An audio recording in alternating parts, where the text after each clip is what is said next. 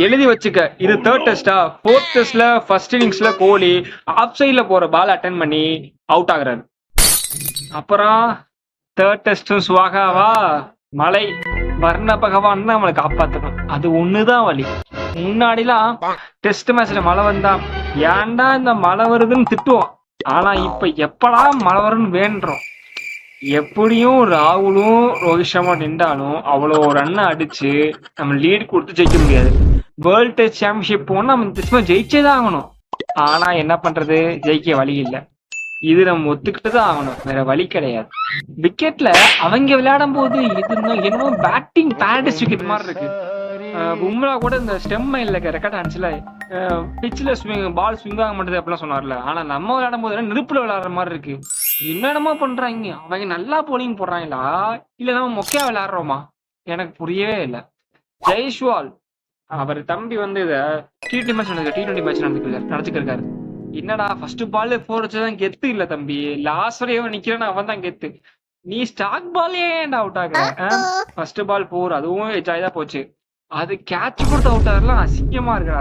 ஜெய்ஸ்வால் நீங்க நல்ல பிளேயர் தான், அதிரடி ஆடுறதோட அன்னைக்கு கூட ஒரு வீடியோல பார்த்தேன், அக்ரெசிவ்ங்கிறது அதிரடி ஆடுறது இல்ல, மைண்ட்ல அக்ரெசிவ் வச்சுட்டு டாட் பால் வச்சு விளையாண்டாலும் நின்று நீ அந்த பவுலரை ஜெயிக்கிறது தான் அதுதான் இருக்கு அக்ரெஷன். சரி நீ விடு. கில்லு சீக்கா ஒரு மேட்ச் சொல்லுவாரு, அதாவது இவங்க எல்லாம் வந்து என்ன பண்ணாங்க, இந்திய டீம் செலக்ஷன் அப்ப ஆஸ்திரேலியா கூட ஒரு பிளேயர் 40-50 தான் அடிச்சிருப்பான், அவன் எடுக்க மாட்டாங்க. ஜிம்பாவே ஸ்ரீலங்கா கூட ஒரு பிளேயர் 100 அடிச்சிருவான், உடனே அவன் எடுத்துருவாங்க. இது ரெண்டு யாரு பிளேயரா எந்த டீம் கிளாஸோ அதுக்கு எகென்ஸ்ட் அடிக்கிறதான் பிளேயரு.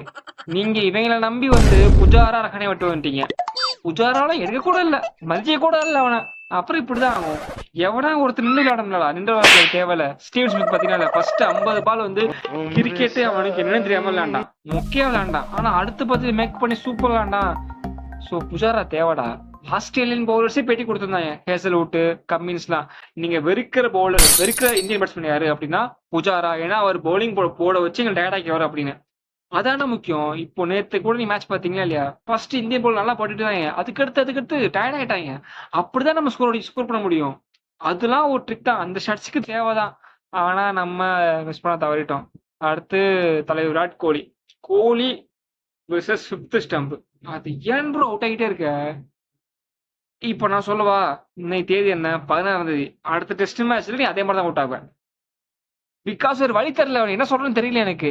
எழுதி வச்சுக்கப்பா, 4வது டெஸ்ட்ல கோலி ஆஃப் சைட்ல, அது 5வது ஸ்டெம்ல போற பால அவுட் ஆக போறாரு. இதுதான் நடக்க போகுது. ஏன்னா கோலி நீங்க தப்ப மாத்திக்க மாட்டீங்களே. என்னமோ அடுத்து ராகுலும் ரோஷமா நிக்கிறாங்க, பாப்போம். எப்படியும் விக்கெட்ஸ் எல்லாம் எடுத்துருவாங்க. கடவுளே, இந்த மேட்ச் டிராவா ஆகும்டா. இதை பத்தி உங்க கருத்தை கமெண்ட் பண்ணுங்க.